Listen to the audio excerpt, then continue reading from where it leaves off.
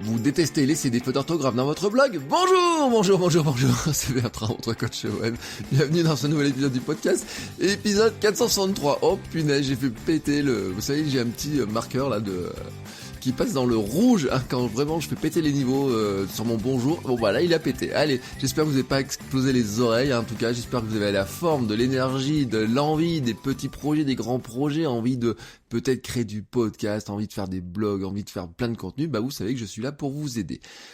Aujourd'hui, tiens, je vais commencer par un commentaire que j'ai reçu sur Apple Podcast et je vais remercier Poulette62.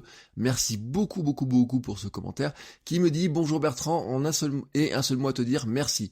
Quel plaisir de t'écouter, j'ai découvert ton podcast au mois d'avril et il m'accompagne sur tous mes trajets et j'ai repris depuis l'épisode 1. Ouh, alors là vraiment, bravo à toi Poulette. Bonne humeur et bons conseils sur des sujets variés, techniques, création de contenu, développement personnel ou encore organisation sont au rendez-vous. PS, il m'a permis aussi de relativiser sur la tartine de merde qu'on a tous dans notre travail. Ah bah oui, ça, la tartine de merde, oui, on l'a tous dans notre travail. Et d'ailleurs, on en parlera un petit peu aujourd'hui, hein, de cette tartine de merde, ou plutôt de justement ces fautes d'orthographe, ces structures, etc., comment on va les corriger. Mais avant, vraiment, je dois remercier Poulette. Merci à toi Poulette pour ce commentaire, et merci à tous ceux qui laissent des commentaires. Et je le redis toujours, hein, les commentaires sur Apple Podcast, mais sur d'autres plateformes, sont, tout comme les partages, ce sont vraiment ce qui aide le plus, hein, les créateurs de contenu, tels que nous sommes, à se faire connaître, hein, mais ce sont aussi de véritables encouragements. Voilà, quand vous avez quelques secondes, quelques minutes, venez laisser un commentaire, hein, n'hésitez pas, parce qu'en fait, ça aide à la fois sur le plan technique, sur le plan de la découverte, mais aussi, vraiment, ça nous fait chaud au cœur. Vous voyez, moi, quand je lis un commentaire comme ça, et ben vraiment, je me dis que j'ai réussi une partie de ce que je voulais faire avec le podcast. Allez, alors, on va maintenant enchaîner sur le sujet. J'avais donné par le passé, vous savez, plusieurs astuces sur comment produire plus facilement un contenu, notamment écrit. Et j'avais donné des astuces, hein, sur ces histoires de comment, une fois qu'on est dans le processus d'écriture, on évite d'en sortir. Alors, je vous redonne quelques numéros d'épisodes, le 156 par exemple, vous faites votrecoachweb.com/156, hein, si vous voulez le réécouter directement sur le site, et c'était lutter contre la procrastination en écrivant un premier brouillon de merde d'un seul trait, vous voyez, vraiment le premier jet de merde. C'était en fait l'esprit, c'est de dire que quand vous avez des idées qui viennent comme ça, que vous commencez à écrire un billet de blog, écrivez, ça fera une première version qui sera pas forcément et qui sera pas du tout aboutie du tout, mais en fait vous allez jeter dessus toutes vos idées et ensuite on pourra retravailler dessus et on verra ça justement aujourd'hui. J'ai donné aussi l'épisode 199, l'astuce TK pour ne pas perdre le flow. C'est pareil, hein, c'est une fois que vous êtes dans votre écriture, l'idée c'est de rester dans votre écriture et l'astuce TK en fait, c'est l'épisode 199, je répète, c'est un système en fait pour rester dans son écriture et ne pas partir sur internet, faire des recherches, etc. C'est se concentrer sur vraiment l'écriture et puis on délaisse les recherches pour plus tard. Le concept, hein, est toujours d'écrire quand les idées viennent en faisant tout pour ne pas sortir de cette phase d'écriture, vraiment là-dedans. On se concentre sur l'écriture. Et j'avais aussi donné dans l'épisode 25, hein, écrire en 3 temps pour éviter la feuille blanche. C'est-à-dire que il y a un temps, et j'avais dit, hein, c'est mon logiciel d'écriture est structuré comme ça, il y a un temps où on trouve des idées, un temps ensuite on les transforme en brouillon, c'est-à-dire qu'on creuse l'idée, on la transforme en brouillon, puis ensuite en version aboutie, et enfin on passe à une version de publication, on va publier. Donc c'est les 3 temps. Je trouve des idées, je les transforme en brouillon, et puis ensuite en version aboutie, et puis je publie. Aujourd'hui, j'ai découpé la phase 2 en 3 nouveaux morceaux, hein, je vais la sous-découper. C'est-à-dire que cette phase de l'écriture transformée, donc mon idée en brouillon, on vient de l'écrire, on va écrire le brouillon, donc là vous avez écrit le brouillon, et puis grâce en fait à ces histoires de premier jet de merde, etc., vous avez donc un premier brouillon bien merdeux, j'ai envie de dire, hein, voilà, excusez-moi pour l'expression, qui est plus ou moins merdeux d'ailleurs, hein, il peut être très merdeux ou pas du tout merdeux d'après votre jugement à vous, des fois ils sont assez bons au départ, et puis des fois ils sont vraiment un petit peu fouillis, et donc maintenant qu'est-ce qu'on va faire de ce premier brouillon? Eh ben on va arriver à une version définitive du texte, et ensuite on pourra publier. Donc cette version définitive du texte, en fait, c'est quoi? Eh ben, c'est de passer par des phases de relecture. Et vraiment, la relecture, c'est un truc qui est ennuyeux, qui est fastidieux, hein, ça c'est clair. On a du mal à voir les problèmes en plus. Parce que quand on a écrit un texte, hein, eh ben dessus on passe vite, il y a des choses qu'on voit pas, des mots qu'on ne voit pas, puis vous savez, notre œil, notre cerveau, on peut, un mot sur lequel il manque une lettre ou 2 lettres ou même 3 lettres, hein, tout simplement, on est capable tout simplement de déchiffrer les mots parce que notre cerveau sait quel est le mot qu'il y a derrière, surtout quand nous l'avons écrit. Alors, on va appliquer un petit processus logique avec 3 relectures, oui, 3 relectures. Et ces 3 relectures, en fait, vont nous permettre de concentrer chaque relecture sur un seul type de problème et un seul type d'amélioration. En fait, c'est vraiment se concentrer sur un point à chaque fois, mais vraiment ne regarder que ce point-là, et une fois qu'on a regardé ce point-là, on passe au point suivant. Le premier point sur lequel on va se concentrer dans la première relecture, c'est l'histoire, la structure elle-même. Est-ce que mon histoire est cohérente, la structure du texte? Est-ce que c'est cohérent? Est-ce que tous les éléments sont bien en place? Est-ce que l'ordre est logique? Est-ce que mon lecteur peut bien comprendre et suivre le fil de ma pensée? Si je lui raconte une histoire, est-ce qu'il peut bien suivre l'histoire dans le bon sens? Est-ce que la manière dont c'est structuré, il va arriver à être pris dans le flot de l'histoire et arriver jusqu'au bout? Si je dois lui démontrer quelque chose, est-ce qu'il arrive bien à suivre ma démonstration? Ou est-ce que il y a un truc qui est pas logique? Ensuite, quand on a vérifié cet aspect-là, on va passer aux détails. Est-ce qu'il y a assez de détails? Ouais, ou au contraire, est-ce que j'en ai trop mis? Des fois, on se perd dans les détails. Il y a des notions, par exemple, que je n'explique pas, et alors qu'il le faudrait. Et puis à l'inverse, il y a des notions que j'explique, alors que en fait, je pourrais m'en passer, ou alors, au pire, comme nous sommes sur Internet, enfin au pire ou au mieux même d'ailleurs, c'est mieux pour le maillage interne, pour le référencement interne de tous nos contenus. Je vais plutôt faire un lien pour ne pas tout réexpliquer. C'est ce qu'on peut faire à l'écrit. Vous voyez, en podcast, je peux pas trop le faire. Dans les notes de l'épisode de ce podcast, quand je vous dis épisode 156-199, je fais un lien directement, je ne veux pas vous raconter à nouveau les choses, donc j'ai pas besoin de me perdre dans les détails. Là, je vous ai donné plus de détails, parce que si vous n'écoutez pas les autres anciens épisodes tout de suite, là comme ça, je vais pas vous dire écoutez les anciens épisodes puis revenez, je vous donne l'essentiel, mais bien sûr, allez écouter les anciens épisodes, voilà.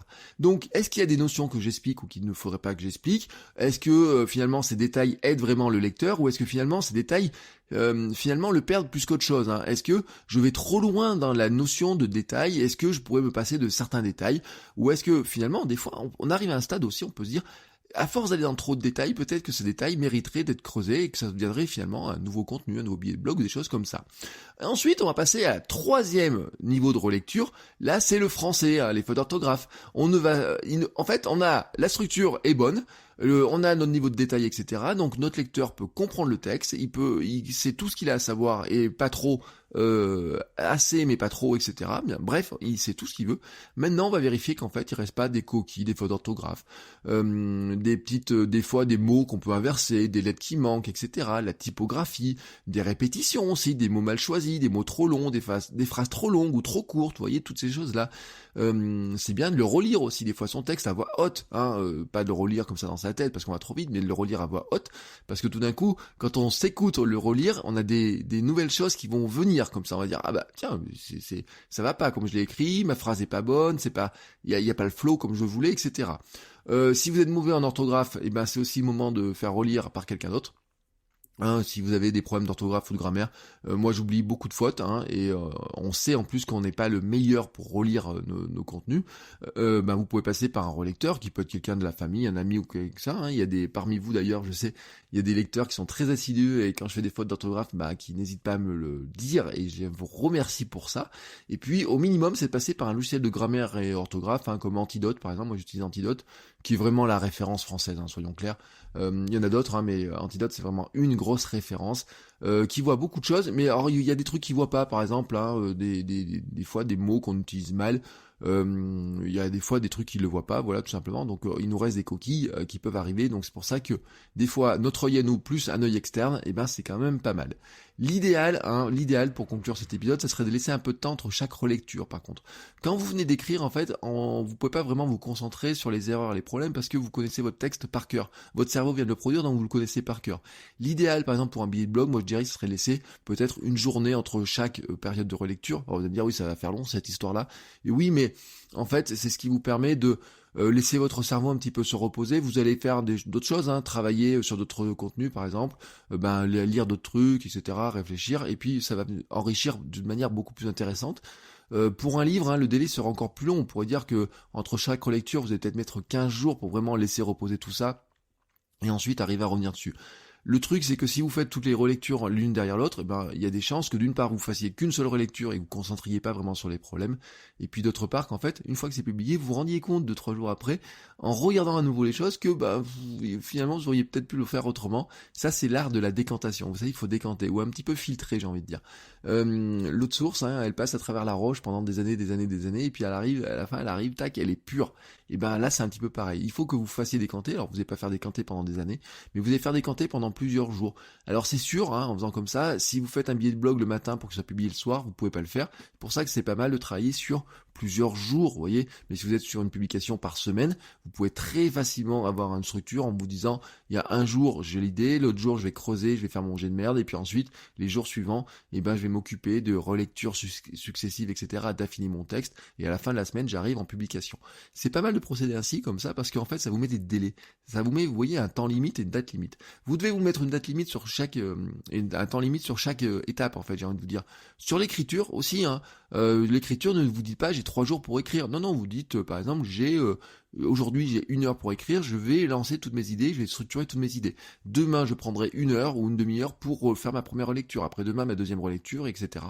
L'avantage de ça, et surtout de vous mettre une date limite, c'est que vous allez éviter vraiment le risque de vous attarder sur des détails et donc de tomber dans le perfectionnisme. Et vous savez que le perfectionnisme, c'est notre véritable ennemi aussi. C'est qu'à un moment donné, il faut accepter de vous arrêter et de publier votre contenu. Il faut accepter de dire, probablement je pourrais encore l'améliorer, mais ça c'est du perfectionnisme. Quand vous avez vérifié que à la fois votre structure est bonne, qu'il y a suffisamment de détails et qu'il n'y a plus de fautes d'orthographe, il y a un moment donné, vous devez vous dire, mon texte est prêt, mon billet de blog est prêt, je le mets dans WordPress ou dans votre logiciel de blog, je mets les 2-3 images, je mets un peu les intertitres, la mise en gras, etc. et j'appuie sur le bouton publier. Et ainsi, vous avez une régularité aussi, c'est comme ça que vous atteignez la régularité, c'est en acceptant que il pourrait toujours être amélioré, mais qu'au bout d'un moment, vous devez publier. Et si vous fixez une date limite, un jour limite, le fameux deadline, la deadline, si vous dites le samedi matin, je dois publier, et vous dites tous les samedis matins, je dois publier un nouvel article de blog, comme ça, vous vous mettez dans les conditions de le faire, et vous luttez aussi contre cette fâcheuse tendance de tomber dans le perfectionnisme qui nous amène tout simplement à ne pas publier. Et oui, le problème du perfectionnisme, c'est qu'on en vient à ne pas publier parce qu'on n'est jamais content de ce qu'on fait. Et quand on n'est pas content, dans notre tête, on a toutes les critiques que les autres pourraient faire, alors que ça se trouve, ils ne feraient aucune critique ou alors vraiment des critiques à la marge. Et donc ça, c'est vraiment notre ennemi à tous. On doit lutter contre ça. Et là, vraiment, je vais donner une méthode qui vous permet d'affiner votre texte sans tomber dans le perfectionnisme. C'est pour ça que je dirais qu'il faudrait pas de 4e relecture. Voilà. Allez, sur ce, je vous souhaite à tous une très belle journée. N'hésitez pas à me faire un commentaire, me dire s'il y a des choses, comment votre méthode de relecture vous l'appliquez, comment vous faites ça, parce que vous avez aussi vos méthodes à vous, comment vous procédez. Et on se retrouve demain pour un nouvel épisode. Ciao les créateurs.